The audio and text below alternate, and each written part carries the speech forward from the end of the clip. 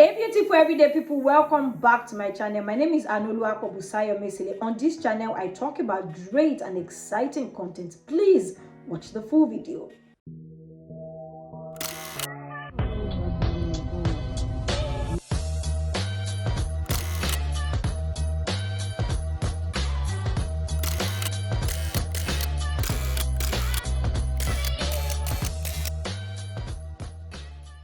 Hey guys, welcome back to my channel. Thank you so much for stopping by. I am so grateful. Now, if this is your first time of coming across my channel, maybe the title attracted you, maybe somebody sent you the link, maybe you saw the link somewhere, maybe somebody just stumbled on this channel. I am grateful. Thank you. Somebody sent me an email last week and said, how many I'm so grateful do you say in 1 minute? All right, no problem. Thank you so much. On this channel I talk about God, I talk about our character, I talk about how does being a child of God reflect on the things that you do every single day. So how does that time that you had with God in the morning, the time you spent reading your Bible, the time you spent praying, your fasting, all of those religious spiritual things, I won't say religious things, all of those spiritual things that we do, how does it affect our day-to-day activities? How does it affect our decision-making pattern? How does it affect who we associate with? How does it affect us when we are driving to work? How does it affect us in dealing with our friends at work, with our colleagues, with our classmates, while you're on the bus, while you're on the train? How does all of those things affect you being a perfect person? Or how does your spirituality affect your day-to-day activities? Those are the things that I talk about on this channel, and that's why it's called the Everyday People channel, because we go through stuff every single day. Some things happen to us that we don't like. We need to make some decisions. So how does being a child of God, how does it affect your day-to-day life? Those are the things that I talk about on my channel. And now, if these are the kind of content that you like, and I think you should like them, you should click the subscribe button. It's free to subscribe, and it's free to also click the notification bell as well, so that once I upload a new video, you, my darling, will be the very first to know. Now, if this is not your first time of coming across my channel, I mean, you watch my videos week in, week out, maybe you're subscribed. Thank you for watching again. Maybe you're not subscribed, maybe by default, because you've watched a lot of my videos. YouTube just automatically pops it up once I upload a new video. Thank you all the same, but I'll be more grateful if you would subscribe to the channel. Okay, that will help us add to the number of subscribers that we are aiming for. I always say that on this channel, I will always say this: don't let anything take away your sleep from you, except God wakes you up in the middle of the night to pray. Do not let anything take your appetite away from you, except, of course, you are fasting. Trust God. Do not worry.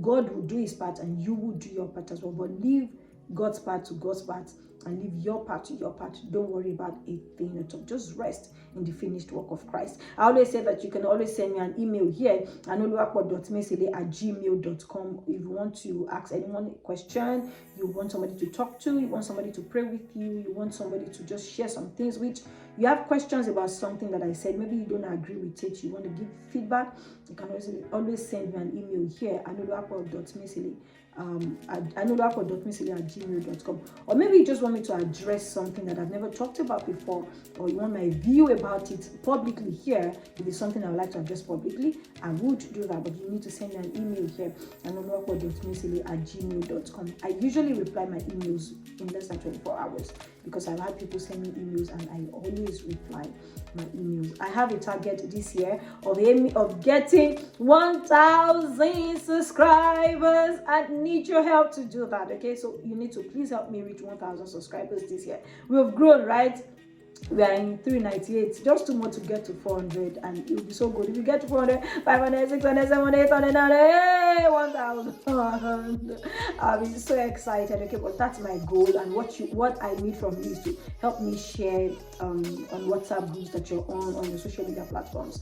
Please help me do that. Let me get as many subscribers as possible. Thank you so much. Now, welcome to our series. Last week I started to I revamped a series that I started last year, and I titled it I love. So now I've changed the title. You know, I said I didn't want to focus on just the female gender alone, so it doesn't exclude the guys. So I've tagged it I Love Jesus But. So this is a series on I Love Jesus But. So there will be so many buts that we're going to be addressing over the next couple of weeks. And today's one is I love Jesus, but I'm in love with an unbeliever. Ooh, yeah. I I know. You know, somebody said to me, I got like 5 emails last week. So somebody said, this series that you want to start, what table are you going to be shaking? I said, well, will I shake table or shake table? But I'm just going to address whatever God lays on my heart for me to talk about. So today's one is I love Jesus, but I'm in love with an unbeliever.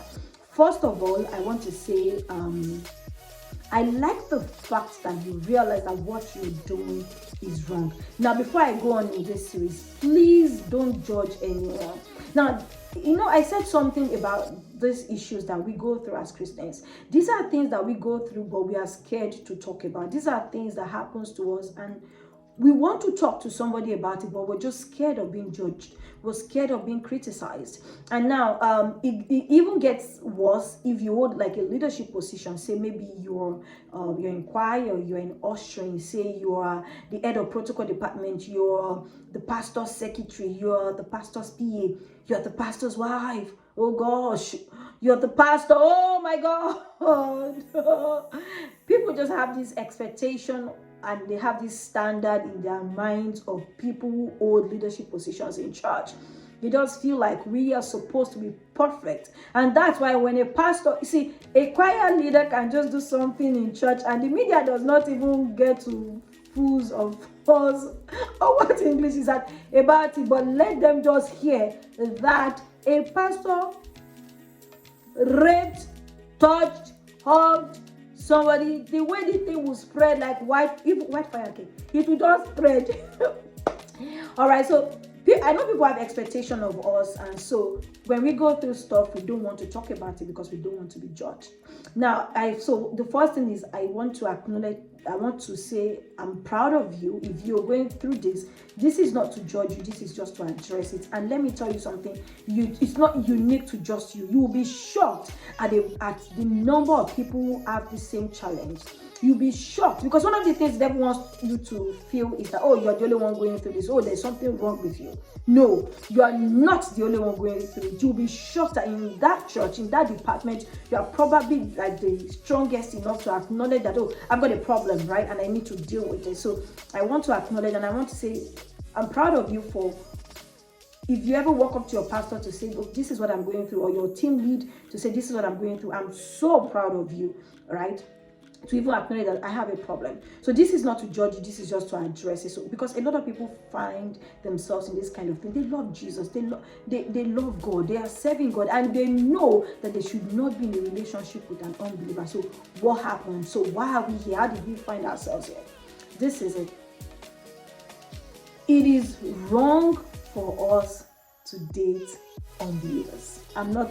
I was talking to somebody during the week and I said, see, Christians, we like the truth. We want to hear the truth, but we just want to hear it in a subtle way. And there are people who say the truth in a subtle way, but there are people who are hard about it. I won't say harsh, okay? I will say they are hard about it. They are firm about saying the truth. Don't worry, I know that this video will not exceed 12 minutes. Videos are between 10 to 20. So if we don't finish it today, if we don't exhaust this topic today, we're just going to move it. I don't even mind talking about some things throughout the year and not rush. I'm not rushing. Where am I rushing go? I'm not going anywhere. There are people who are going through these things. So we know that we should not be unequally yoked with an unbeliever. I'll share a personal story with you. Now, many years ago, I found myself, I had not met my husband at the time. You know, I just newly got born again. One of these days, I'm going to share my past, you know, what I've done in the past. And I'm even going to share it over the, I Love Jesus But series. I'm going to talk about it, and this is one of them that I want to talk about. I realized that I was attracting married men. You know, the people that were married were just approaching me. I wasn't getting single guys to ask me out. It was basically married people. And you know, one day I was like, God, what am I doing wrong? What am I putting out there to attract these married men? Because I tell you what, there is something you are putting out that is attracting an unbeliever to you. Maybe over the years, maybe over time, maybe you get to a place and you want to try to blend in. You know, there are people in church, when they are with us in church, they talk spiritual stuff, they talk spirit stuff. But when they're with some set of people, they don't want to appear too spiritual, so they try to blend in. So in a bit to try to blend in, some things get attracted to them. Some people get attracted to them. And that's why I tell people, if you're a child of God, be a child of God everywhere. Don't be a child of God in church and then be somebody else at work. Don't be a child of God at work, in church, and you're somebody else in school. Don't be a child of God in church, in your house, and you're somebody else out there. We can't marry who you are in church with the attitude and the personality that you display when you're outside of church.